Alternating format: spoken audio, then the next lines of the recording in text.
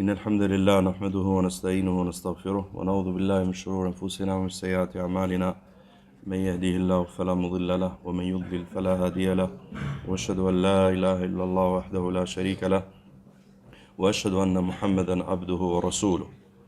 Çështja tjetër që ka folë shehu pra te ky libër është namazi thot me shapka, me nallane, me sandale. Thot lejohet personit pra atij që falet që të qëndrojë zbathur, ashtu siç lejohet atij që të falet me shapka. Më e mira është që të falet ndonjëherë kështu dhe ndonjëherë kështu, pra ndonjëherë zbathur, ndonjëherë me shapka, me nallane, me sandale. Thot sipas asaj që atij lehtësohet. Prandaj mos të futet në teklif thot që ti veshje ato për të falur me to dhe as që ti heqi ato. Nëse është zbathur të falet zbathur, nëse është me shapka të falet me shapka, vetëm nëse ndodh ndonjë pengesë. Nëse i heq ato, mos t'i vendosi në të djathtën e tij, por se t'i vendosi në të majtën e tij. Pra nëse do i heqë shapkat, mos i vendos thot nga djaththa, vendosi nga e majta, nëse nga e majta ti nuk është dikush që po falet. Pra, po thot, vendosi nga, jo nga djaththa, vendosi nga e majta. Ama nëse ke dikën nga e majta, jo thot, atëhere vendosi mes këmbëve tua.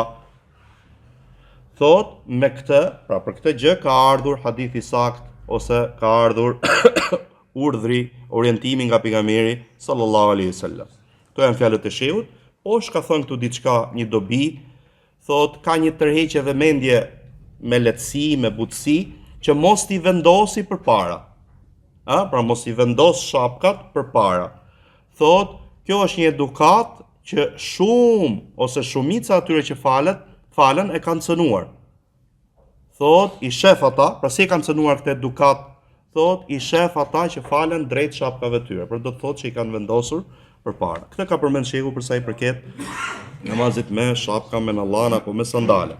Kurse te libri tjetër, pra thot Allahu më shiroft, namazi me shapka, me nallana dhe urdhri për të, orientimi për të. Thot pejgamberi këtu ka përmend hadithin. Pejgamberi sallallahu alaihi wasallam qëndronte pra zbathur ndonjëherë dhe me shapka ndonjëherë, pra te namazi ka fjalën. Ja ka lejuar umetit tij këtë gjë dhe ka thënë: idha salla ahadukum, kur të falet ndonjëri prej jush, t'i veshi shapkat, nallanet e tij, ose t'i heqi ato mes këmbëve të tij. Pra t'i le mes këmbëve të tij dhe mos shqetësoj me to dikën tjetër. Gjithashtu ka përforcuar ndonjëherë duke thënë: kundërshtojni jehudët, se ata nuk falet pra me shapkat e tyre, me nallanet e tyre dhe as me këpucët e tyre. Thot, kishte raste që mund t'i hiqte, gjithmonë pra këtu flet shehu për pejgamberin sallallahu alaihi wasallam. Gjithashtu thot, kishte raste që mund t'i hiqte ato gjatë namazit. Pra kishte fillu namaz me to dhe gjatë namazit i hiqte. Thot dhe vazhdonte namazin e tij, siç ka thënë Ebu Said el-Khudri radiallahu an. Këtu e para, pra përveç temave, mani mend që është kundërshtimi i jehudëve, kundërshtohen jehudët. Sepse do qëndrojmë pak këtu. Thot Ebu Said el-Khudri radiallahu an, u fal një ditë pejgamberi sallallahu alaihi wasallam duke na prirë. Thot, gjatë namazit i hoqi shapkat e tij, nallanet e tij dhe i vendosi nga e majta e tij. Kur e pa njerëzit këtë gjë, i hoqën dhe ato shapkat e tyre. Kur ai mbaroi namazin, tha sallallahu alaihi wasallam: pse i hoqët ju shapkat tuaja? Tha, nga që të pam ty që e bëre këtë gjë, e bëm dhe ne këtë gjë. Tha sallallahu alaihi wasallam: më erdhi Xhibrili dhe më lajmëroi që tek ato shapka un kisha pislik. Prandaj thot unë i hoqa. Prandaj kur të vinë ndonjëri për ju në xhami, ti shohi shapkat e tij. Nëse shef në to pislik, pa pastërti, ti pastroj ato, pra ti fërkoj ato, fërkimi ndodh në tokë, pra në tokë dhe të falet me to. Gjithashtu thot pejgamberi sallallahu alaihi wasallam kur hiqte i vendoste nga e majta e tij, thonte, pra pejgamberi sallallahu alaihi wasallam, kur të falet ndonjëri për ju, mos i le shapkat e tij në të djathtën e tij, thot dhe as në të majtën e tij që të jenë të djatha e tjetrit, pra kur ke dikën tjetër, thot vetëm në rast se nuk ka në të majtën tënde dikush, atëherë mund t'i vendosësh nga e majta, dhe nëse jo, vendosi mes këmbëve. Para se të lexojmë dobit, këtu kundërshtimi i jehudëve. Shumë argumente kanë ardhur për që muslimani, besimtari, s'duhet përngjasoj me qafirët, me mushrikët, me ahlul kitab. Pra kanë ardhur shumë argumente për veshjet, këtu është për faljen me shapka, me nallane. Pse? Nga urtësitë që përmendin dietarët, thonë se përngjasimi i jashtëm, përngjasimi nga jashtë, çon përngjasim nga brenda. Pra kur ti përngjason, pra me jehudët, me nesarat, me mushrikët, në veshjet e tyre, në ato që ato veshin, e tjera më radhë, kjo thot do të çojë në anim, që ti të kesh anim nga ata, ti duash ata, ndikohesh nga feja e tyre, nga moralet e tyre. Dhe Allahu na rujt, ndoshta në fund fare shko dhe bëhesh si ata. Prandaj kanë ardhur shumë tekste, shumë argumente që ndalojnë besimtarin që të përngjasojë me qafirat, me mushrikët, me jehudët. Pra men tashabbaha biqaumin fa huwa minhum, ka thënë pejgamberi sallallahu alaihi wasallam. Kush përngjason me një popull, ai është prej tyre. Tjetra që kanë përmend, pra edhe Sheikh Albani ka përmend. E ka përmend Sheikhul Islam, e ka përmend dhe Sheikh Albani thot, kur kam qenë në rini, kam lexuar një libër për sa i përket thot veshjeve, filozofia e veshjeve. Dhe ajo, pra, tek ai libër, çështja që rrihej aty ishte se sa ndikon veshja tek personi. Pra, i njëjti person veshjet ndryshme, sillet ndryshe. Thot, kemi një person me veshje jo në nivel të lartë, nivel i ulët, fillon thot kur vesh ato lloj veshje, sillet ndryshe, si i përulur, me kokë ulur, i ndrojtur. I njëjti person me një veshje të ngritur fillon bëhet arrogant e tjera më radh. Pra që të kuptosh që i njëjti person ishte, ama ndikimi veshja ndikoi te ky person. Mirë, por ku këto veshje janë veshje çfarë? Veshje qafirash, veshje mushrikës që dallohen ato me këtë gjë. Normal që do ndikoj tek personi. Qartë? Tjetra, prapë të përgjasimi, që ka përmend Sheikhul Islam, ose ata që kanë komentuar fjalën e Sheikhul Islam te Iqtidau Siratul Mustaqim, si Sheikh Fozani, pra kanë thonë që nga gjërat që përngjasimi çfarë bën kur ti përngjason me qafirat, kjo mund të shkojë që ti fillon dhe shkrihesh me ata. Pra bëj si ata shkrihesh derisa arrin që s'ka më dallim mes teje dhe mes atyre. Po ti shohësh në veshje, në qethje, në gjona të tjera më radh, ta shohësh domethënë që ti je bë si njëri prej tyre, nuk dallohesh. Nuk ke dallim nga ata. Qartë, prandaj kjo është rëndësia e mos përngjasimit me ata. Thjesht u thosi dobi dhe është diçka e rëndësishme. Pra këtu ka ardhur që kundërshtojnë jehudët se ata nuk falen me shapka me nallane, thot dhe as me kputucët e tyre. Tjetra dobi këtu që është jashtë teme, pra këtu çfarë marrim që nëse personi ka raste që mund të fillojë me diçka pa pastërti në trupin e tij dhe ai s'e di. Ose e ka pas të papastërti dhe harron dhe falet. Nëse personi mbaron namazin e tij pa e ditur këtë gjë, namazi i tij është i saktë. Me kë argument ose me çfarë argumente argumentojnë dietarët me këtë hadith që ne përmendëm, që pejgamberi sallallahu alajhi wasallam i ka hiqur namaz. Ama nëse ti kujtohesh namaz, atëherë këtu është çështja.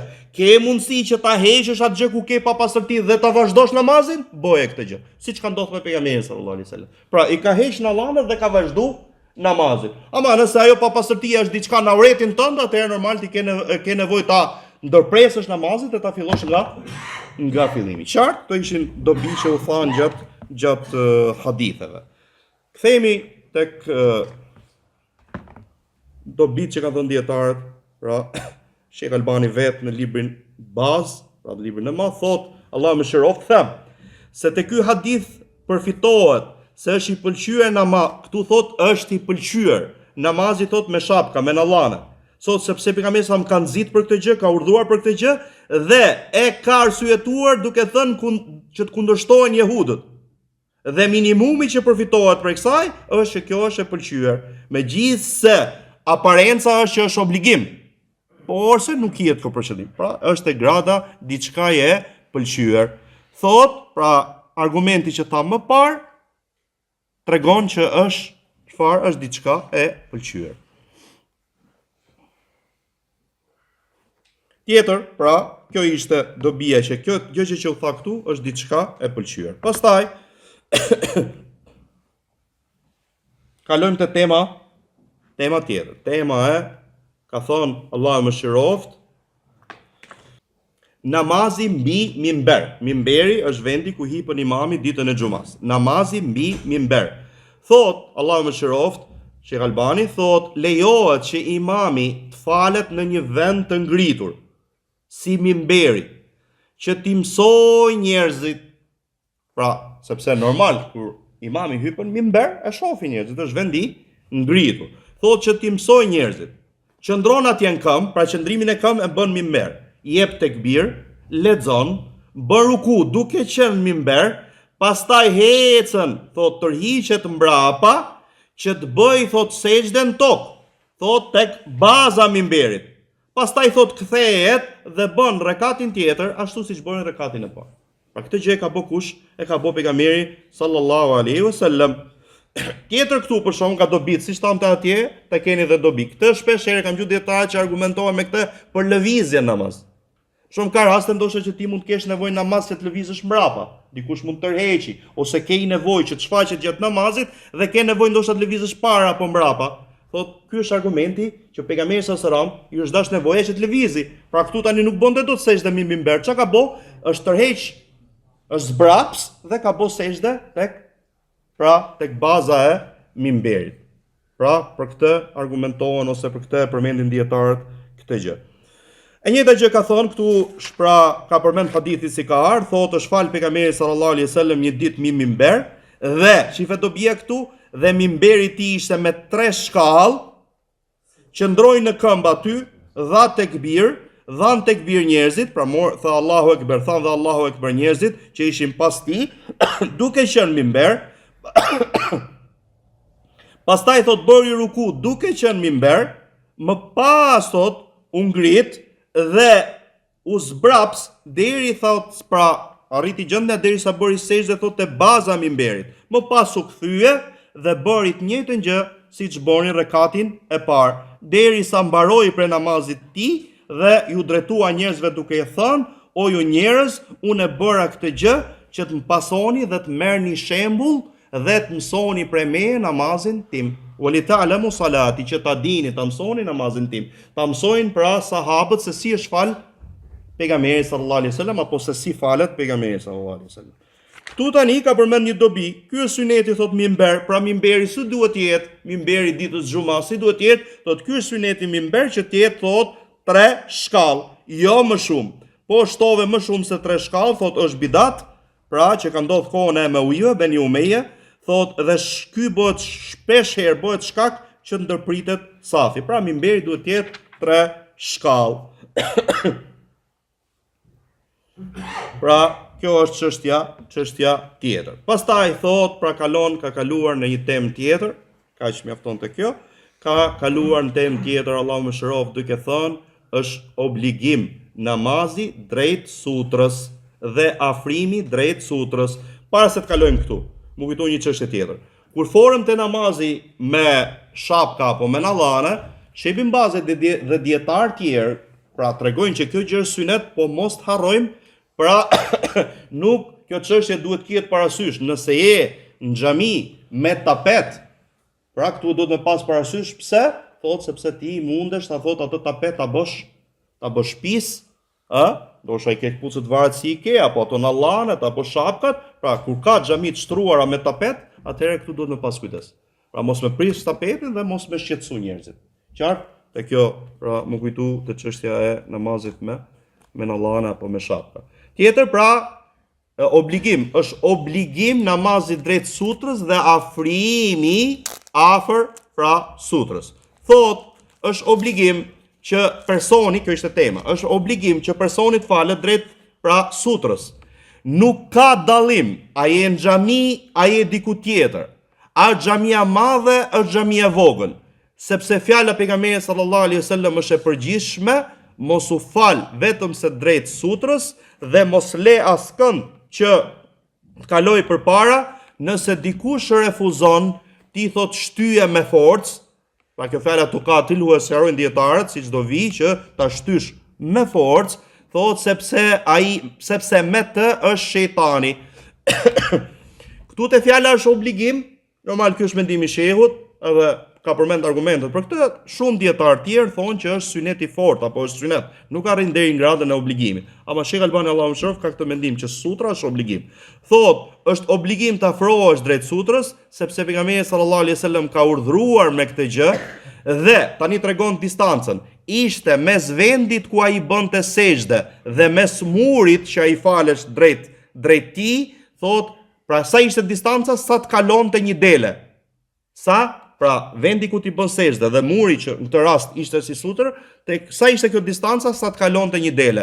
Kush e bën këtë gjë, thot, ka kryer atë afrimin e obliguar që duhet të ketë drejt ose afër sutrës. Thot poshtu një dobi, nga këtu ti mëson se ajo që bëjnë njerëzit, thot, pothuajse në gjitha xhamit që unë i kam pa, thot si në Siri apo në vende tjera, që falen pra në mesin e xhamisë. Janë larg murit, janë larg shtyllave të xhamisë. Nuk është thot vetë se gaflet, shkujdesje nga urdhri i pejgamberit sallallahu alaihi wasallam dhe vepra e tij. Pra, po thot që kjo që ndodh nëpër xhami, që dikush vjen mes xhamisë falet, s'ka sutër asgjë, kjo bindesh me çfarë po thuhet prej haditheve. Prandaj besimtari çfarë bëj, shkoj afër një muri, shkoj afër një shtylle dhe të falet, ta përdori atë si sutër, atë do vi dhe pra shembuj nga hadithet se si është fal pejgamberi sallallahu alaihi wasallam. Sa duhet jetë e lartë sutra? Thot, pra tema, sa është e lartë sutra? Edhe kjo është diçka sqaruese te ky libër, nga dobit e këtij libri, thot, është obligim që sutra të jetë ngritur nga toka, 1 pllëm ose 2 pllëm. 1 pllëm ose 2 pllëm.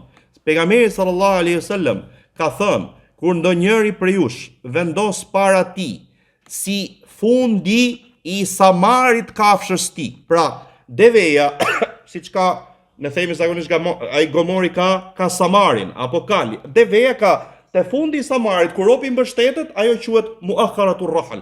Pra, fundi i samarit. Sa ajo pjesa ku ai mbështetet, që shehu thot afërsisht është 1 pllëm ose 2 pllëm. Pra, kur vendos ndonjëri prej jush para ti, sa fundi i samarit ti, ku ai mbështetet, thot falet dhe mos t'i kushtoj rëndësi se çfarë kalon më pas. Thot shehu e shpjegon këtë, thot, është ajo pra pjesa ku robi mbështetet, kur është i hipur mbi kafshën e tij dhe tregon është për deven, siç është samari thot për kalin.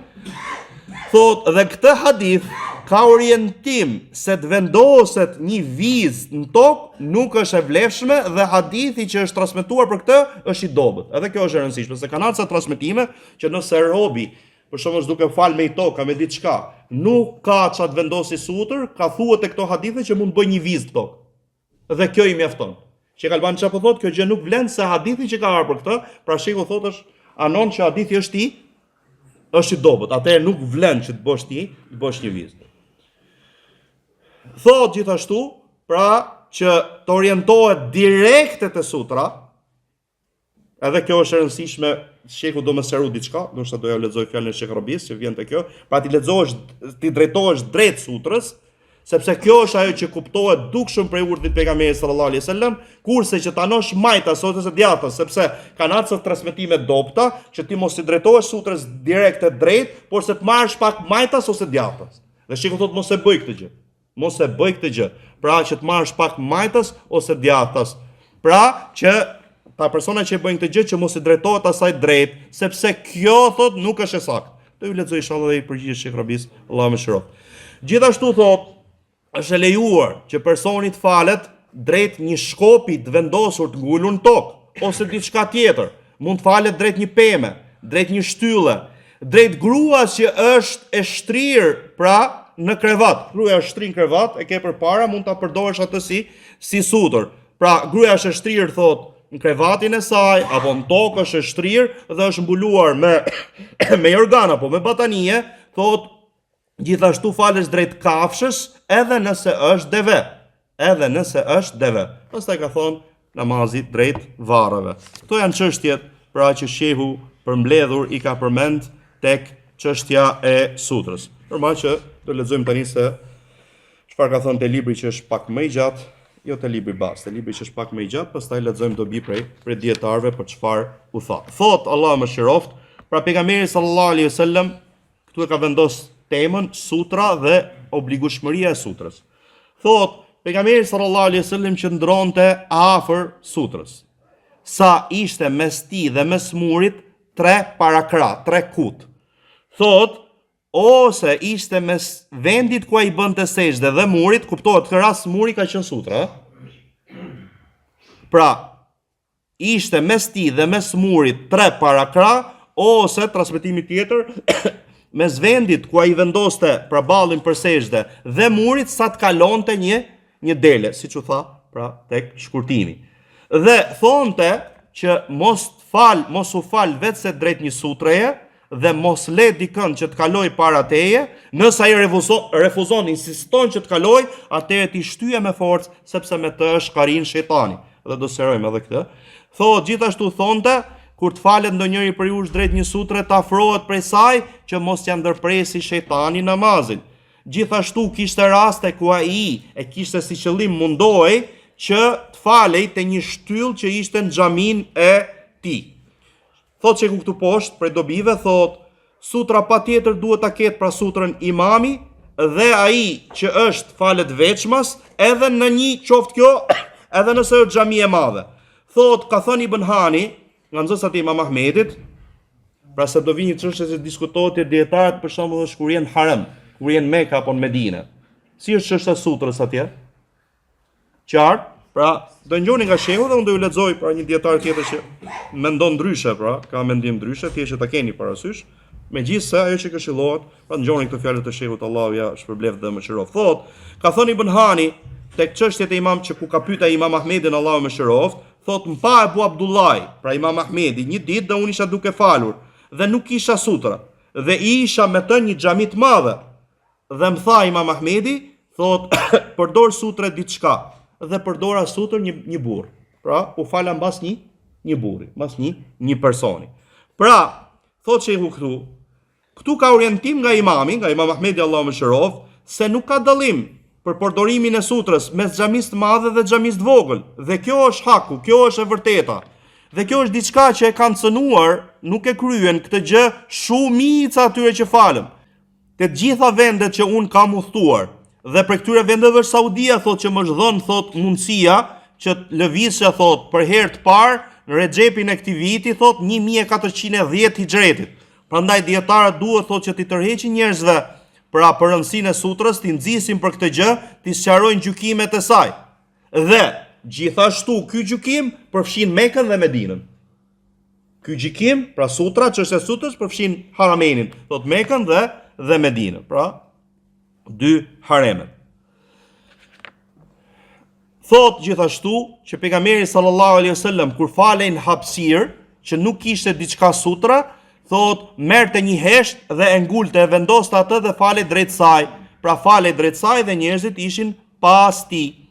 Gjithashtu ka thënë sallallahu alaihi wasallam, pra hadithin që përmendëm, kur ndonjëri prej jush vendos para tij sa që ju thash, sa ajo e Samarit kur robi mbështetet, falet dhe mos t'i kushtoj rëndësi se çfarë kalon mbrapa. Gjithashtu thotë është falur një herë drejt një peme, e ka marr pemën si sutur. Ndonjëherë thoshte fakt kishte raste që falet drejt krevatit ku ishte Aisha radhiyallahu anha, ndërkohë që ai ishte shtrir aty dhe ishte e mbuluar, thot, me jorgana, me rrobën që ajo ishte mbuluar. Gjithashtu pejgamberi sallallahu alaihi wasallam nuk lente dikën që të kalonte mes tij dhe mes sutrës. Thot ka qenë një rast, pra duke u falur, dhe erdhi delja donte të kalonte para pejgamberit sallallahu alaihi wasallam. Thot ai u afru aq shumë, thot, pra u afru shumë afër murit, derisa delja, thot, kaloi pas tij. Delja kaloi pas tij. Qartë? Pra këtu nuk e di do përmendet apo jo, këtu kanë përmend pra dietarët. Unë po jo përmend, po jo u lexu, i bi ju përsëritet dobia. Për shkak këtu te ky rasti, ka dash pra ka dash delja me kalu, pejgamberi sa më ka hec para sutrës, që delja të kaloj mbrapa. E njëjta gjë, pra thon dietar për shkak mund vi me kalu fëmia ose dikush tjetër. Ti ç'a bëu për shkak, nëse s'e ndalon, del përpara që të kaloj mbrapa teje. Qartë? Pra, prej haditheve që u thanë këtu, po lexojmë te libri bazë, që mos t'i ndërpresi shejtani namazin personit. Mos t'i ndërpresi shejtani namazin personit. Thotë shehu këtu prej dobi, pra kuptimi që mos të bëj që ai pra t'ja humbi përqendrimin. T'ja humbi përqendrimin, duke i bërë vezvese. Pra që shejtani të ketë mundësi që këtij personi që po falet t'ja prishi adhurimin, duke i bërë vezvese. Sepse pra tregon e ndihmon personin që të drejtohet Allahu xhallahu ala, dhe momenti që vjen kjo gjë ti se bën këtë sutër mund vi pra shejtani, ai personi që shtyn shejtani që ta prishi adhurimin tënd. Qartë për dobive.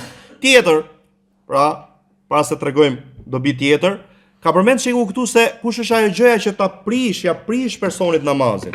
Pra kush ta ndërpret namazin, kush ta prish namazin? Thot e prish, e shkëput namazin e personit kur ai nuk ka përpara.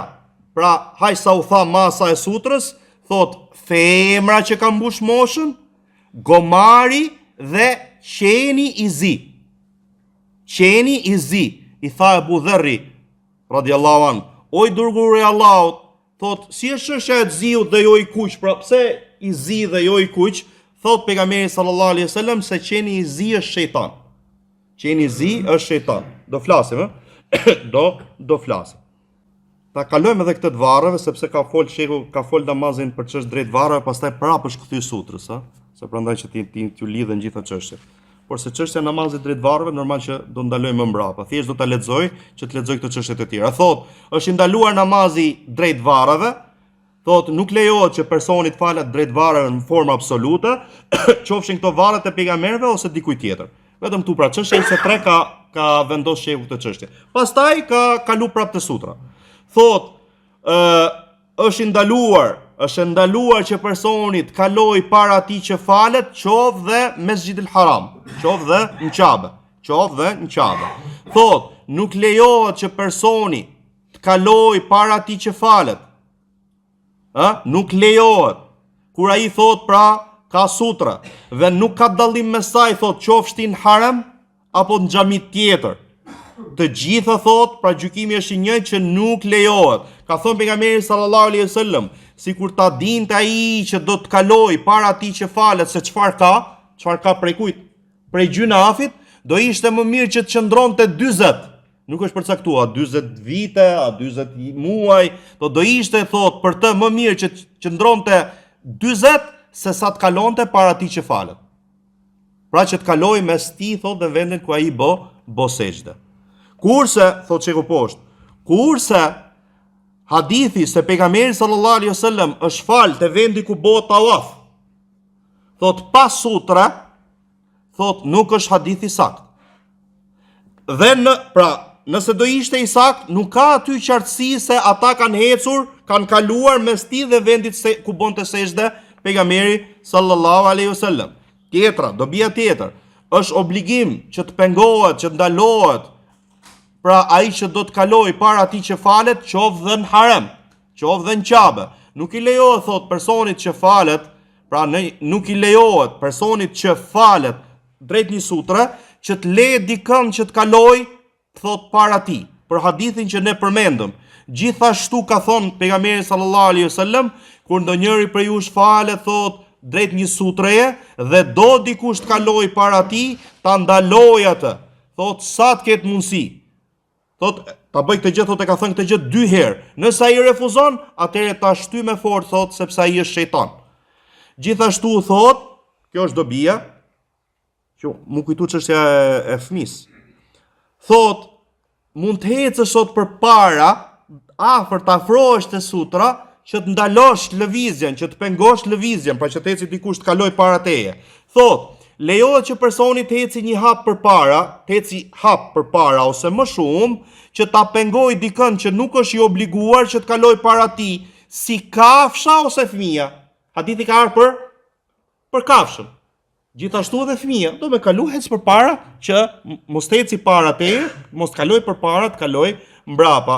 Thotë që të kaloj pra si kafsha apo fëmia që të kaloj mbas shpinës tënde. Dhe pra e ka mbyll me këtë, thot Allahu më shëroft, kush është ajo gjë që ndërpret namazin, thot për rëndësisë sutrës namaz është që e ndalon pra personin që është duke falur drejt saj që ti prishet namazi kur ti kaloj dikush përpara, ndryshe thot kur ai nuk e merr këtë gjë. Thot sepse janë ndërpret namazin nëse kalo para ti femra që kanë mbush moshën, dhe po ta shihni fjala arabisht për shembull është el-haid. Zakonisht kjo fjalë arabisht haid është ajo femra që është me zakone, por se këtu nuk kihet qëllim femra me zakone. Tu kihet për qëllim femra që kanë mbush moshën. Pra femra nëse ka mbush moshën dhe të kalon para, ta prish namazin. Dhe këtu flasin dietarët, ndoshta do ta përmendim te dobit që Aisha radhiyallahu anha ka qenë ngjojë si ngjut hadithin, ka qenë shtrirë, nuk ka qenë duke kaluar. Pra ishte shtrirë, pejgamberi sallallahu alaihi wasallam falet drejt saj. Pra është ndryshe me qenë shtrirë, ndryshe me kalu qartë. Pra femra që ka mbush moshën, gomari dhe qeni i zi. E morët përgjigjen pse qeni i zi, se ka thonë pejgamberi sallallahu alaihi wasallam që ai është pra është shejtan. Qartë?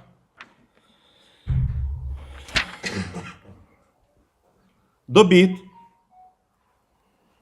pra përmendëm çështjen e ndërprerjes namazit, pra që të fut vezveset, hedh vezveset, sytje, që ti mos përqendrohesh. Tjetra, pra këtu ishte një serim që e përmend shehu dhe ta lehtëson se sa duhet jetë pra ajo sutra, tham 1 plumb ose 2 plumb. Ca dietar përmendi duke thënë thuluthi dhira. Pra dhira është para krau apo 1 kut, pra 2/3 e para krau. Dhe ca dietar si përmendet fjala 2/3 e para krau. Pra që shehu tha ndryshe 1 plumb ose 2 plumb. Tjetër është argumentuar Qadhi Iyad rahimahullah me këtë hadith se nuk mjafton të vendosësh vizë pra si sutra. Kjo nuk mjafton. Thot ka ardhur hadith për këtë, ka punuar me këtë hadith Ahmed ibn Hanbal, edhe është me dhëbin Hanbali, Allahu më shëroftë Imam Ahmedin, thot kjo është diçka, thot Qadhi Iyad, thot kjo është e dobët. Ka përmend Newawiu, Allahu më shëroftë, te komenti Muslimit dhe ka thënë, hadithi që ka ardhur me vendos një vizë ka transmeton Ebu Daudi dhe ka dobësi. Thot Sheikh Albani, Allahu më shëroft, siç ka thënë Newawiu rahimahullah, thot hadithi është i dobët. Pra shehu anon ju thash, Imam Ahmedi ka punuar me këtë hadith, por se shehu siç ka thënë Newawiu para ti, pra që ky hadith është i dobët. Qartë ai thash që vendos një vizë. Tjetër,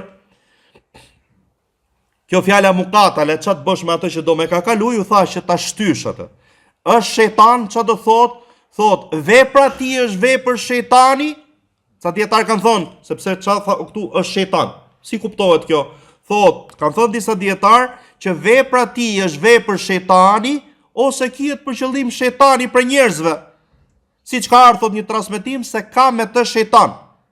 Thot dëshmon këtë transmetimi që u përmend më përpara, pra, çfarë do thot? Që ai që po e shtyn këtë person që të kaloj para teje, kush është? Është shejtani. Kush po e shtyn këtë person që të kaloj para teje kur je duke u falur? Është shejtani. Kurse Sheikh Uthemini Allah më shërof thot, pra fjala këtu fel ju katil hu, pra kemi katël, kemi dhe mukatele. Katël është me evradikën, mukatele është kur ka veprim nga 2 personat. Qëllimi këtu thot është ta shtysh me forcë, ta ndalosh me forcë. Nuk është thot që ta shtysh forcë derisa ta vrasësh, jo, sepse gjaku i muslimonit thot nuk lejohet me diçka të tillë. Por se qëllimi është që ta ndalosh me forcë, mos ta lesh kaloj para teje. Thot pse? Sepse i po mundohet që t'ja prishi namazin atij që është duke u falur, ose t'i mangësoj shpërblimin. Dhe nuk e bën prishjen e adhurimit ose mangësimin e shpërblimit të adhurimit vetëm kush mundohet me ta prish adhurimin ose që ti të marrësh sa më pak se vapër për këtë adhurim. Kush është ai që mundohet? Shejtani. Normal që shejtani, për shembull ka thënë dietarët që siç thot Allahu xhallahu ala fa idha qara'ta al-Qur'ana fasta'idh billahi minash shaitanir rajim. Kur ti do të lexosh Kur'anin, kërko mbrojtje prej Allahut, nga shejtani i mallkuar. Prandaj, çfarë pra ligjërohet për personin para se të lexoj Kur'anin, çfarë thot? A'udhu billahi minash shaitanir rajim.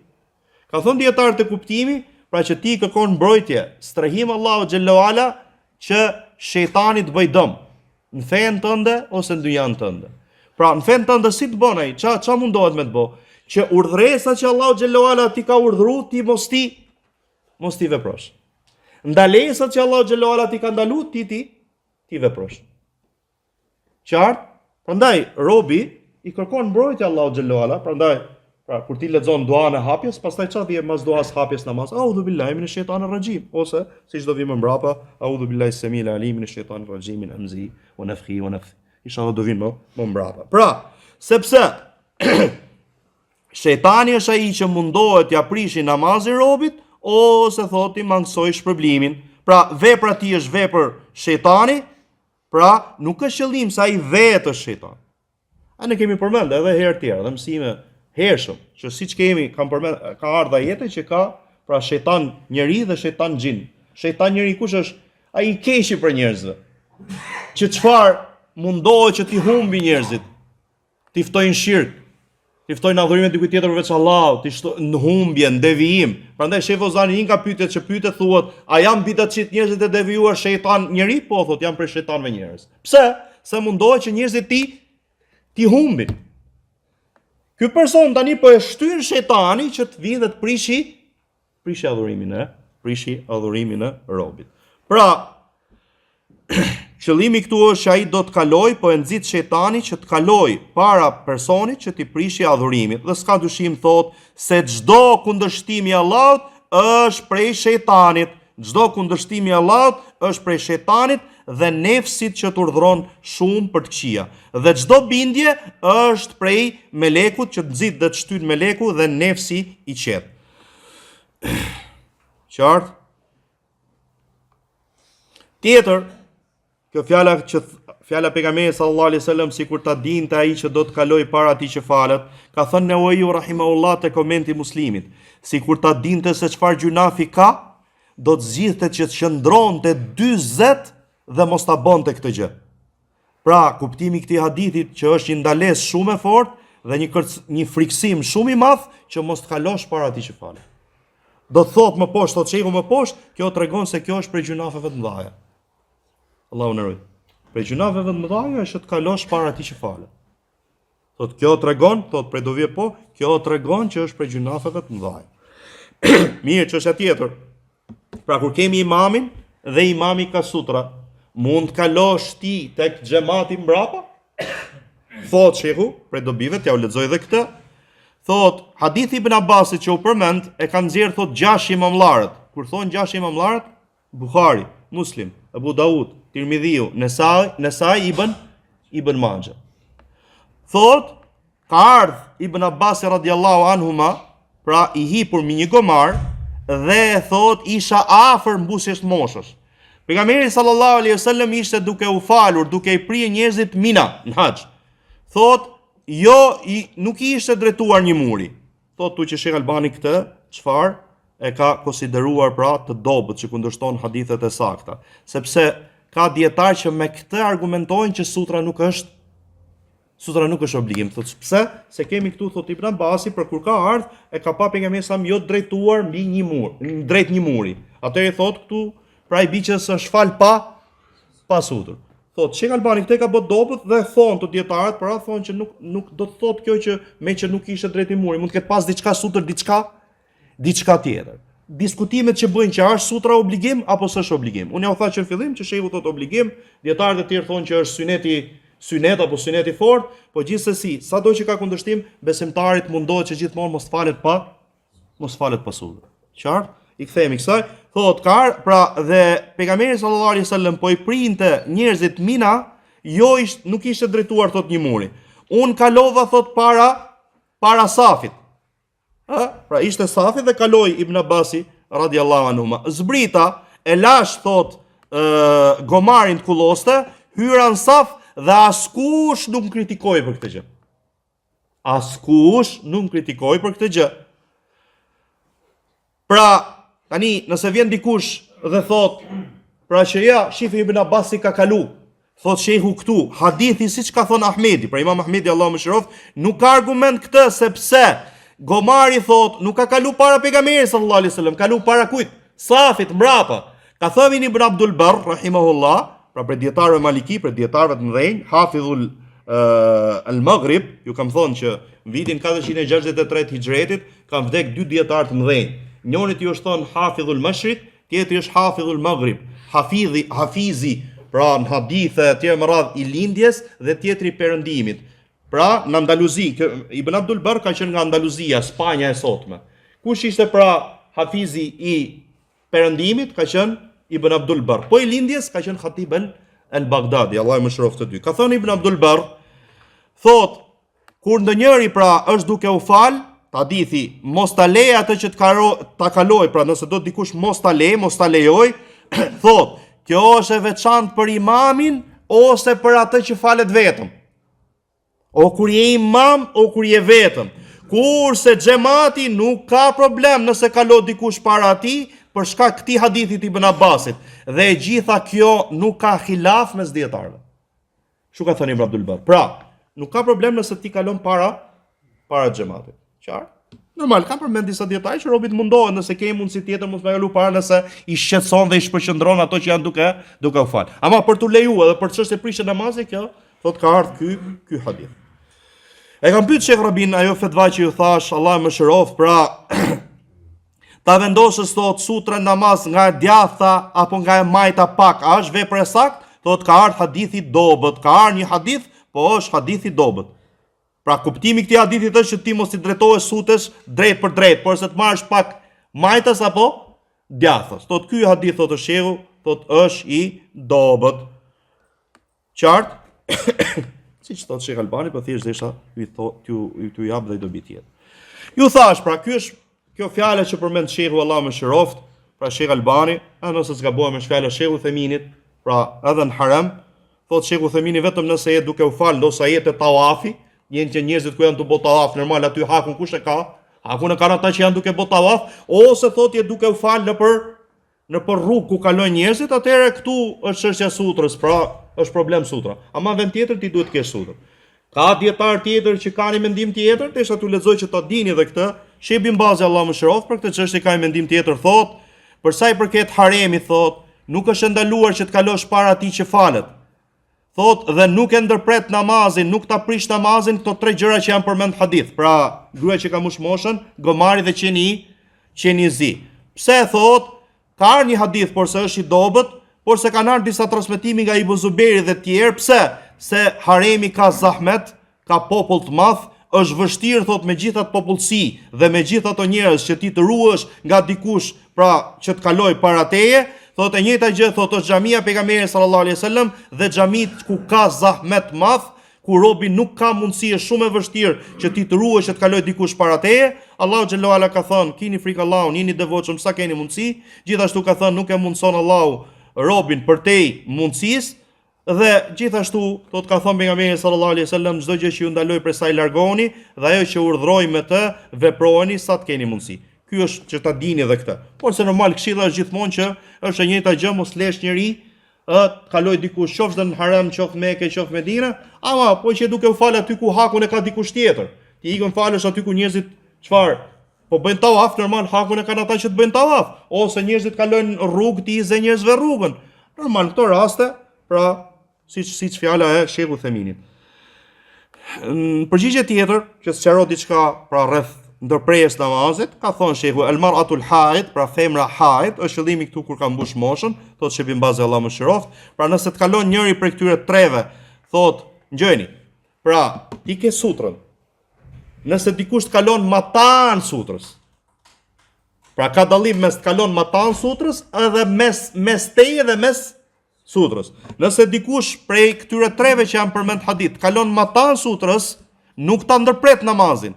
Ama nëse kalon mes teje dhe mes sutrës, ta ndërpret namazin.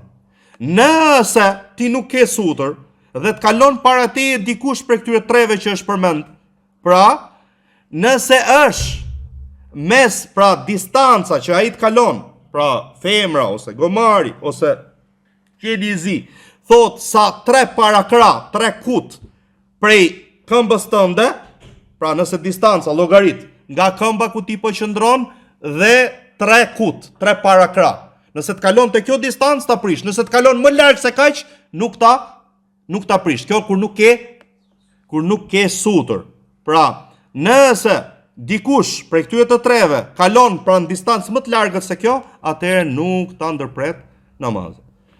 Pra prej Shehu Theminit Allahu mëshiroft, ky është serim që të kuptoni se çfarë po thuhet. Gjithashtu thot Shehu te çështja shejtan, pra shejtan, që qeni zi është shejtan, thot Allahu mëshiroft Shehu Themini, thot qëllimi është shejtan i qenve. Çfarë do thot? Pra siç jo shejtan xhin, por se shejtan i qenve, pra më i keq i qenve, më i keq i llojit vet. Më i keq i prej qenve është i ziu, qartë? Thot shejtani nuk është i veçantë për xhindët. Allahu xhallahu ala ka përmendur kedhalika ja'alna li kulli nabiyyin aduwan shayatin al-insi wal-jin. Kështu kemi bërë për çdo pejgamber armiq prej shejtanëve njerëz dhe shejtanëve xhin. Dhe ju thash te shejtanët xhin, te shejtanët njerëz kush hyn? Ata që thrasin shirk, ata që thrasin kufër, ata që thrasin humbje, ata që thrasin në bidate. Ju thash që është pyet Shefozani dhe ka thonë a janë bidatçit prej shejtanëve njerëz? Po, ka thonë, Allahu e rujt.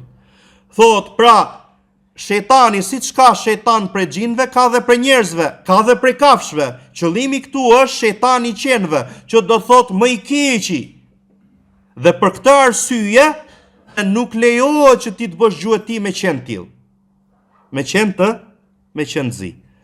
Gjithashtu thot në vend tjetër, pra kanë thënë disa dietar që është shejtan që ka marrë pamjen e qenit.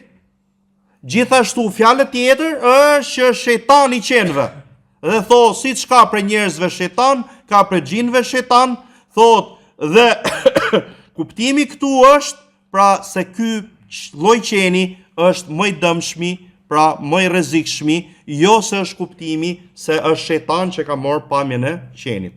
Qartë? Kjo ishte për sa i përket çështjes sutrës. Pastaj vim çështja e falja drejt varrit. Shehu ka përmend gjithashtu që para tetis duhet kesh çfarë? Varr. Pra mos ti drejtohesh varrit. Qartë? Prandaj ka përmend të temë, pra tek tema e sutrës, Allahu mëshiroft, pra dhe thot te libri i mesëm, pra as baza as ky i shkurtri, te libri i mesëm thot Allahu mëshiroft, namazi drejt varrit, thot ka ndaluar pejgamberi sallallahu alaihi wasallam që personi të falet drejt varrit dhe ka thënë mos u falni drejt varrave dhe mos u ulni mbi to. Mos u ulni mbi varre. Thot e libri baz, Allahu mëshiroft, pra diçka që ka lidhje me tauhidin, ka thënë Ibn Hajar al-Haytami, pra te libri i tij Az-Zawajir, thot kanë thënë disa prej hambelive. Personi që të ketë si qëllim që të falet tek varri, duke kërkuar bereqet, apo mbarësi, si mund themi në gjuhën tonë, bereqet, thot është kundërshtimi i Allahut dhe dërguarit tij sallallahu alaihi wasallam. Është që të shpikësh fen Allahut diçka që Allahu s'ka dhënë leje për të, sepse ka ndaluar për këtë gjë, dhe më pas ka ixhma, ka mendim unanim prej dietarëve, sepse është nga haramet më të mëdha dhe është prej shkaqeve të shirku që ti të falesh tek varret. Është ti marrësh ato si xhami dhe vendfalje, ndërtosh mbi to. Dhe kush ka thënë që është mekruh, qëllimi thot kuptohet kjo fjalë, pra që është mekruh kerahet e tahrim, jo tenzi, jo thjesht mekruh, por se është haram. Thot kështu kuptohet kjo fjalë. Sepse nuk mendohet për dietarët që të lejojnë një vepër që ka ardhur mutawatir rrugë shumëta për pejgamberin sallallahu alaihi wasallam që e ka mallkuar atë që e bën këtë gjë, siç do përmendim hadithet. E ka mallkuar. Prandaj është obligim që të nxitohet, që të prishen ato kube, ato ndërtesa që janë ndërtuar mbi varre, dhe ai që bën këtë gjë është ai që ka pushtet, thotë sepse janë më të dëmshme se xhamia e Dirarit, pra që u ndërtua në kohën e pejgamberit sallallahu alaihi wasallam për dëmtu besimtarët, për përçap besimtarët dhe për përgatitje ose pritje për atë që lufton Allahun dhe dërguarin e tij, siç ka përmend Allahu xhallahu ala te surja Tobe, siç ka thënë Allahu xhallahu ala te surja Tobe, sepse janë ndërtuar mbi kundërshtimin e dërguarit sallallahu alaihi wasallam dhe ai, sepse ai ka ndaluar për këtë gjë, ka ndaluar nga kjo gjë, ka urdhëruar që të shemben varret e ngritura, dhe hadithi ka ardhur nga Ali radhiyallahu an, që i ka thënë Ebul Hejaj al-Asadi, ka thënë atë urdhroj me diçka që më ka thënë pejgamberi sallallahu alaihi wasallam që ta bëj, që mos leje varr të ngritur, pra të ngritur vetë sa ta rrafshoj. Por imagjino këtu çdo këto që shihni, për që janë teqe, tyrbe, mbi varren, ndërtesa dhe që arrin deri në gradën që adhurohen me apo përveç Allahut, thot pra normal që thot ka urdhëruar pejgamberi sallallahu alaihi wasallam që gjithmonë jemi dhe po e themi po sqarojmë që këtë bën personi që ka pushtet. Ai që s'ka pushtet ndaloj me gjuhën e tij, me dije, pra ti ndaloj njerëzit nga këto gjëra. Thot, gjithashtu është obligim që të largohet çdo pra qiri apo kandil që vendoset mbi varr, siç ndezin qiri apo ndezin zjarr mbi varr. Thot, dhe nuk lejohet që të lehet vakëf. Pra të lesh vakëf ti që unë këtë lekë kam lënë që të niset qiri tek varret. Nuk lejohet kjo gjë që të lehet vakëf dhe as zotohesh për këtë gjë. Dhe tregon sheku më mbrapa, thot, pra fjala e El Munawit që përmendëm më parë, nëse përmendëm, e Hambeliut që u përmend këtu, se ai që e ka si qëllim që drejtohet ta fali namazin e tij drejt varrit, kjo është diçka ndaluar, është haram, është të ligjërosh fen Allahu diçka që Allahu s'e ka ligjëruar, s'ka dhënë leje për këtë gjë. Megjithë këtë, shohim shumë njerëz dhe disa shujuh që shkojnë tek vendet ku janë varros e uliat apo njerëzit e mirë që të falen atje, të kërkojnë bereqet atje. Dhe kërkimi i bereqetit domethënë janë tema që i ka përmend shehu Imami Muhammed Abdul Wahhab te Kitabut Tauhid. Kërkimi i bereqetit ka 2 gradë. Nëse ti kërkon bereqet, marrësi te ky vend që ti shkon, duke pretenduar se ky vend mu ma sjell bereqetin. Pra unë po qëndrova këtu, ndërmjetëson ky vend apo shpirti i këtij vendit tek Allahu xhallahu ala dhe ma sjell bereqetin, pra me ndërmjetësim, atëherë ky është shirku më i madh. Nëse vjen dhe thu bereqeti është për Allahut, por ky është sebeb, atëherë çfarë është? Ky është për shirkut më të vogël. Qartë, pra shirku i vogël është për shirkun më të vogël. Kjo është kërkimi i bereqetit. Gjithashtu namazi tek varret. Ka vendosur shehu prej temave të Kitabut Tauhid është tema ose çfarë ka ardhur prej haditheve, pra kërcënim dhe friksim për atë që adhuron Allahun tek varri. Si më është gjendja e atij që adhuron vetë varrin? Pra kanë ardhur ndalime që ti të shkosh të adhurosh Allahun tek këto varre. Allahun. Kjo është gjë ndaluar. Është rrugë që të çon shirk. Po adhurove vetë varrin, i drejtove një adhurim për adhurimeve, atëherë ky është shirku më i madh. Qartë? Këto gjëra janë përmend, por se po ja u përsëris për sqarim që të kuptoni.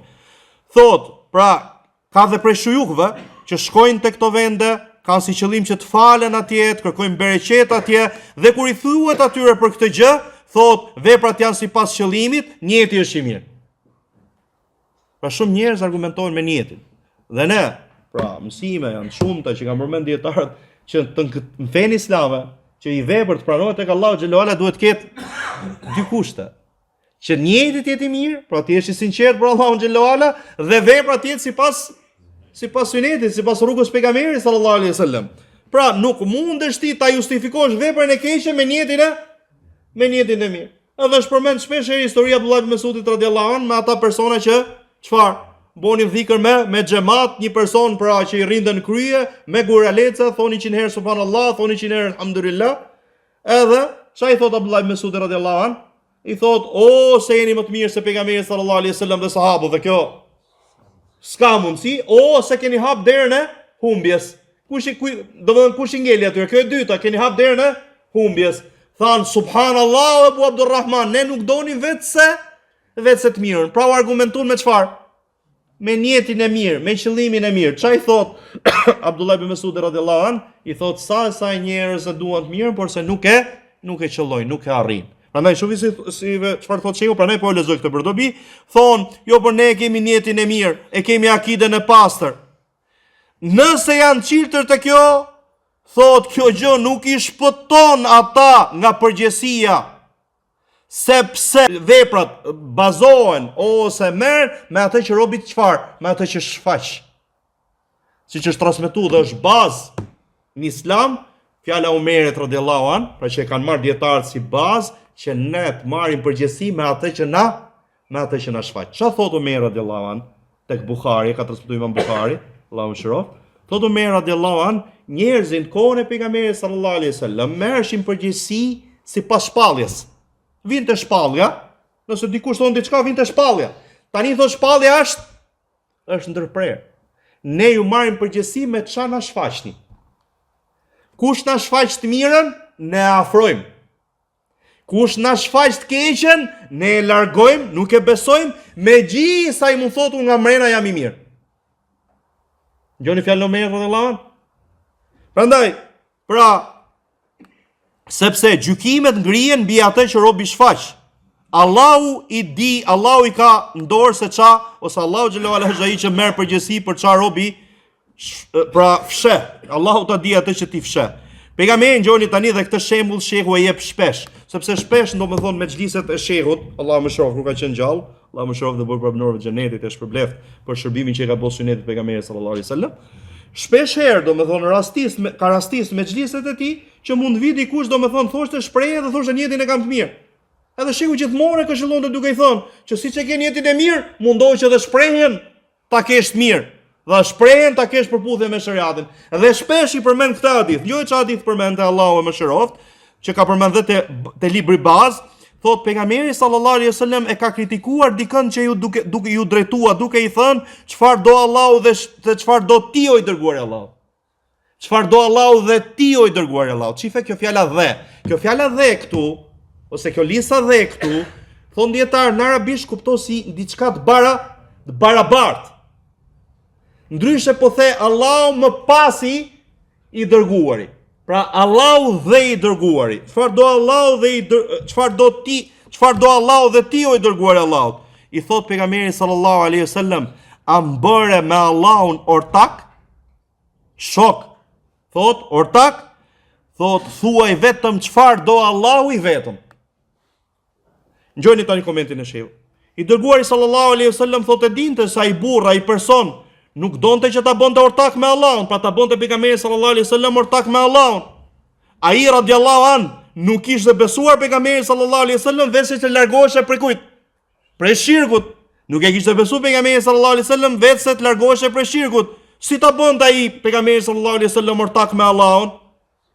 Pejgamberi sallallahu alaihi wasallam e dinte këtë gjë prej tij, pra do thotë që ky sahab njetin padyshim e kishte të mirë. Këtë është duke shpjeguar.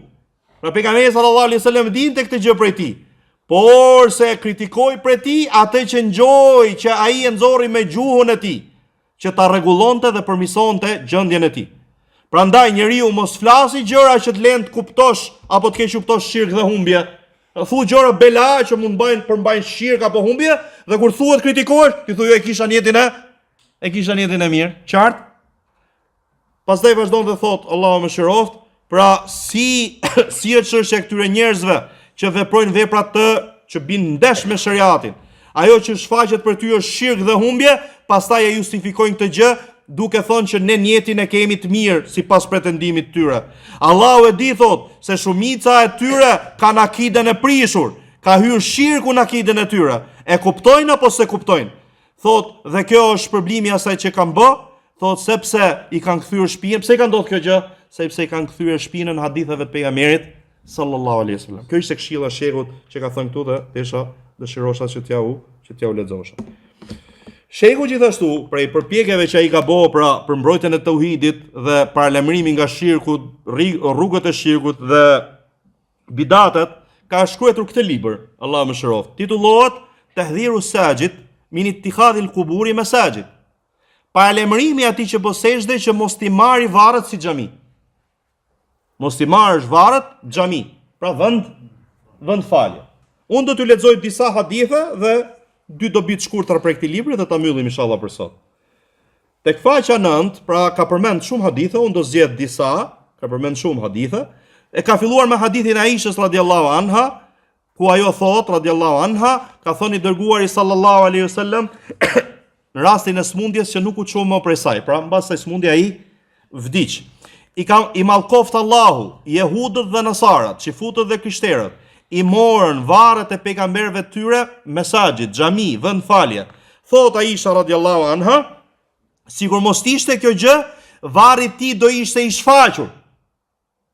Varri i pejgamberit sallallahu do ishte i shfaqur. Po ku është varros? Te dhoma Aishës radhiyallahu anha, pa aty ku i pejgamberi sa mjetonte me Aishën radhiyallahu anha. Mos ishte kjo thot do ishte shfaq varri i pejgamberit sallallahu alaihi wasallam. Por se u pat frikë dhe kije frikë se mos merre vend falje. Qartë, ngjoni që thot Sheikhu Faide, dobi, fjala e Aishës radhiyallahu anha tregon argument qartë azi, se kush është shkaku që pejgamberi sallallahu alaihi wasallam është varros shtëpinë e tij. Pra te dhoma ku? Dhoma e Aishës radhiyallahu anha, shtëpinë e tij. Thot, është pengimi, parandalimi rrugës që mos merret varri i tij xhami. Prandaj, nuk duhet kjo të merret si argument që dikush varrosën shtëpinë e tij. Pra nuk është argument që dikush të leje amanet ose varrosin shtëpimu. Jo, është varros pejgamberi sallallahu alajhi wasallam shtëpinë e tij për shkak që çfarë? Parandalimi rrugëve shirkut që mos merret varri pejgamberit sallallahu alajhi wasallam vend falje. Pse thot se kjo bie ndesh me origjinën, sepse origjina është që robi ku të varroset në varreza. Pse është varros pejgamberi sallallahu alajhi wasallam shtëpinë e tij? Ky është një shkak. Shkaku tjetër ka saksu disa dietar hadithin që pejgamberët varrosen aty ku kanë vdek.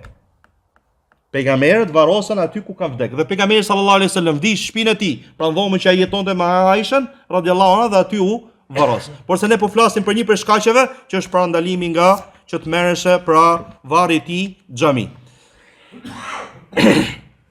Tjetër ka përmend gjithashtu hadith nga Aisha radhiyallahu anha, nga Ibn Abbas radhiyallahu anhuma, se i dërguari sallallahu alaihi wasallam kur i erdhi vdekja, ai i thot vendoste një robë në fytyrën e tij. Momentin që i merrej fryma, e hiqte atë robë nga fytyra e tij. Duke qenë këtë gjendje, imagjino çfarë momentesh. Pra, e ka fillu thirrjen e tij, o ju njerëz, thoni la ilaha illallah, shpëtoni. O ju njerëz, veçoni Allahun me adhurim, drejtojani, dedikojani, kushtojani adhurimet vetëm Allahut, as kujt tjetër, që të shpëtoni. Dhe shife momentin e fundit, po paralajmëron çfarë? Që të merren varret e pejgamberëve, varret merren vend falje. Parandalim nga rrugët e shirkut. Se po shkove adhurove të vdekurit, ato që janë varrosë të tjera, ky është vetë shirku. Pra, duke qenë këtë gjendje, ka thënë, i mallkoft Allahu jehudët dhe nasarat, i kanë marrë varret e pejgamberëve e tyre xhami. Ka thënë Aisha radhiyallahu anha prap këtu, po paralajmëron që ne të bëjmë ashtu siç kanë bërë ato. Po na paralajmëron që të bëjmë njëjtën gjë. Pra u mallkuan ata për këtë gjë. Mos bëjmë dhe ne të njëjtën gjë. Ummeti pejgamberit sallallahu alaihi wasallam. Hadithi tjetër, pra unë po zgjedh dhe jo të gjitha, s'po i lexoj gjithë me radhë. Hadithi tjetër, edhe ky hadith nga Aisha radhiyallahu anha. Kur u smur pejgamberi sallallahu alaihi wasallam, kujtuan disa prej grave të tij një kish që kishte qenë në tokën e Etiopisë.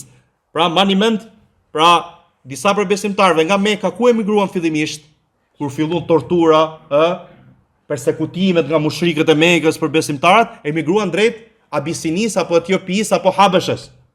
Qartë? Kur kanë qenë atje, çfarë ishin ato atje? Ishin nasara, ishin krishterë.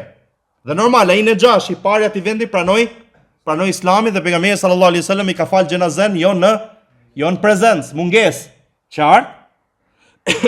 Kur kanë qenë atje thot, përmendën pra një kishë që kishin pa në Etiopi, i thoshin kisha Maria. Thot, normal Maria ku ti thon këta? Nonës i saj. Maria. Thot, pra kjo kishë quhej kisha e Maris, atje thot ka qenë Ummu Seleme dhe Ummu Habibe. Thot, erdhën nga toka e Etiopisë. Përmendën thot pra se si e kisa bukur e kishin ndërtuar nga ato pamjet, fotot që kishin atje, dhe pejgamberi sallallahu alaihi wasallam e ngriti kokën e tij duke thënë: ata ishin që nëse kishte në mesin e tyre një burr të mirë, ndërtonin te varri i tij xhami, vend falje. Pastaj thot, bëjnë ato foto. Edhe vjen belat që kanë sot e kësaj dite foto, ikona e tjera me radhë, statuja. Thot bëjnë ato foto, ato domethënë ato pamje. Ata janë krijesat më të këqija tek Allahu ditën e gjykimit. Ata janë krijesat më të këqija tek Allahu ditën e gjykimit. Tjetër, hadithi Gjundub ibn Abdullah al-Bajari radhiyallahu an thotë që e kam dëgjuar pejgamberin sallallahu alaihi wasallam 5 ditë para se të vdesi, duke thënë, ka thënë disa fjalë, unë po shkput ato që ka lidhje me temën tonë, thotë, pra prej fjalëve që ka thënë, ata që kanë qenë para jush, merrni varret e pejgamberëve dhe njerëzve të mirë vend falje. Mos i merrni varret vend falje. Unë ju ndaloj prej kësaj gjëje. Më mend te Sheikh Abadi Allahu e rujt, Është e shife, fillimisht, pra, tregoj rëndësia 5 ditë para se të vdesi. Hadithi Xhundub, kurse hadithi Aishës është para vdekjes. Tjetër thot qife, fillimisht thot, pra tregon se çfarë bonin ata, mos i merrni varret si xhamia apo vendfalje. Pastaj vjen dhe e përforcon, unë ju ndaloj prej kësaj. Përforcim ndalimi. Pra ndalimi vjen edhe përforcohet. Qartë? Hadith tjetër thot nga Abu Huraira radhiyallahu an ka thënë, pejgamberi sallallahu alaihi wasallam për duave që ai ka bë, o Allah, mos e bëj varrin tim wathan, pra vend adhurimi që adhurohet përveç teje o Allah. Mos e bëj varrin tim vend adhurimi. I ka mallkuar Allahu popull njerëz që i kanë marrë varret e pejgamberëve tyre xhami, vend falje. Thot Ibn Abdul Barr, që e përmendëm dhe më përpara, pra e luathen këtu fjalë që ta marr si idhull, pra ta adhurosh përveç Allahut ose me Allahun, pra mos e bëni varrin tim idhull apo objekt adhurimi, pra që të falesh, ti falesh atij varri, të bësh sejdë aty, ta adhurosh, sepse është shumë i madh zemrimi i Allahut për këtë gjë, për atë që e bën këtë gjë.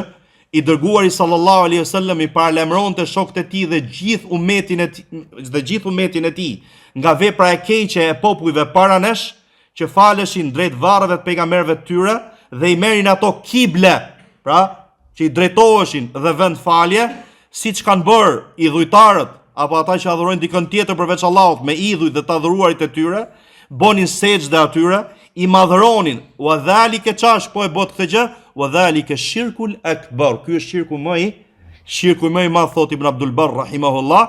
Pra i dërguari sallallahu alaihi wasallam i lajmëron se me këtë gjë Allahu zemrohet, nuk kënaqet Allahu me këtë gjë dhe ka pas frikur për ta që mos të bëjnë, pra ndjekin rrugët e tyre, dhe pejgamberi sallallahu alaihi wasallam donte që të kundërshtoheshin jehudët dhe nesarët dhe gjithë qafirat e tjerë. Mani mend kundërshtimin që përmendëm në temën e parë. Pra, pejgamberi sallallahu alaihi wasallam donte kundërshtimin e jehudëve dhe nesarëve dhe gjithë qafirave. Thot, dhe kishte frikë për umetin e tij se mos pason rrugën e tyre. A nuk e shef që pejgamberi sallallahu alaihi wasallam ka thënë, pra duke kritikuar që do pasoni rrugën atyre që ka qenë para jush, hap mbas hapi, në lana mbas në lana, si më thonë, do bonit njëjtë, Allahu na rujt, thot, do arri gjendja që nëse ndonjëri prej tyre do hynte te vrima e ardhucës, do e boni dhe ju këtë gjë. Kanë ardhur transmetime për një vepër shumë të rëndë, nëse do kishte prej tyre dikush që bën marrëdhënie intime me nënën haptazi, do e boni dhe ju këtë gjë. Pra nga pasimi që do i boni atyre. Pra Allahu na rujt do ketë prej umetit pejgamberit sallallahu alajhi wasallam që do pasojë rrugën e tyre. Allahu na rujt për kësaj gjëje. Pastaj, tu lexoj edhe dy dobi dhe mbyllim inshallah te faqja 28-30. Thot, pra prej dobive thot te fjala e Aishës radhiyallahu anha, kuptohet se hadithi përfshin, pra hadithi ndalimit përfshin xhamin që futet në të varri dhe është më parsore që të përfshi xhamin që është ndërtuar mbi varr. Pa kemi dy gjona këtu. Pra nga gjithë to që u than, nga gjithë to fjalë, hadithe, fjalë selefe o fjalë sahabë që ka përmbledhur shehu këtu ngjoni, thot Aisha radhiyallahu anha kuptohet, thot, fehimet ka kuptuar nga hadithi që përfshin xhamin që mund fundet të varri. Pra kemi xhami dhe vjen dikush varrosen në xhami. Ka porosi, kanë lënë njerëz për shkakun nga Egjipti me pozitë në Egjipt, kanë lënë për që unë kur të vdes në varrosin në xhami. Dhe ka bërë shehu një shkrim, Sheikh Ibn Baz, Allahu mëshiroft, pra kur ishte muftiu saudis, e ka kritikuar porosinë e këtij personi që ka thonë ka lënë amanet këtë gjë. Që unë kur të vdes në varrosin në xhami. Pra, gjë e parë pra që hyn këtu që kemi xhamin, të futet varri në xhami. Më parsore thot, është që kemi një varr, shkojmë dhe ndërtojmë xhami tek ai varri. Pra kemi dy gjëra. Xhamia fillimisht vije futet varri. Kemi varrin fillimisht dhe shkojmë dhe ndërtojmë, apo varreza, shkojmë ndërtojmë xhami atje. Të dyja këto gjëra janë të ndaluar. Si do vi më mbrapa, thot, kjo tregon se nuk ka dallim, Sheikh Albani thot, nuk ka dallim mes që ta ndërtosh xhamin mbi varr ose ta fusësh varrin në xhami. Kemi dy gjëra, nuk ka dallim tek, por të dyja janë të ndaluara. Fel kullu haram. Të dyja thot janë haram. sepse shkaku i ndalimit është një. Dhe për këtë arsye tregon fjalën e Hafidh al-Iraqi, thot kjo tregon se xhamia dhe varri nuk bashkohen në fen islame. Dhe kjo është fjalë Imam Ibn Qayyim para Sheikh Albani. Nuk bashkohet në islam, thot xhamia dhe varri. Xhamia dhe varri në islam nuk bashkohet. Çfarë do thot? Thot Imam Ibn Qayyim dietar, nëse kemi një xhami, pra fillimisht kemi xhamin. Ka ardhur shfut varri më mbrapa. Atëherë çfarë duhet bëjmë thon? Hiqet varret nga xhamia dhe çohet varroset tek varreza. Nëse kemi varret, varrezat, pastaj dikush ka ndërtu xhami, atëherë thot tu hakun e kanë varret, varrezat, ata që janë varros, prishet xhamia. Pra e bi që varri dhe xhamia në islam nuk bashkohen. Qartë? Dhe ka përmend pra hadithin që ata ishin, pra që kur vdiste tek ata personi i mirë, ata ndërtonin mbi varrin e tij xhami, këta janë krijesat më të këqija. Pra, ky është argument i qartë që është ndaluar, është haram që ndërtohen xhami mbi varret e pejgamberëve dhe njerëzve të mirë, dhe kjo është për shkaqeve pra që ata janë nga krijesat më të këqija tek Allahu xhalla wala. Gjithashtu thotë përforcon këtë hadithi i Xhabirit radhiyallahu an, që ka thënë, ka ndaluar pejgamberi sallallahu alaihi wasallam që të ulesh mbi varr apo të ndërtosh mbi varr. Gjithashtu thotë, kjo pra në përgjithësinë e tij ky hadith përfshin ndërtosh xhami mbi varr, ashtu siç përfshin gjithashtu ndërtosh kube, pra mbi varr, pra madje kjo është më parsore. To ishin disa prej dobive që desha t'ju tregoja. Herës tjetër inshallah vazhdojmë me niyetin, fillojmë te niyeti. Subhanakallahumma bihamdik, ashhadu an la ilaha illa anta, astaghfiruka wa atubu ilaik. Hadha huwa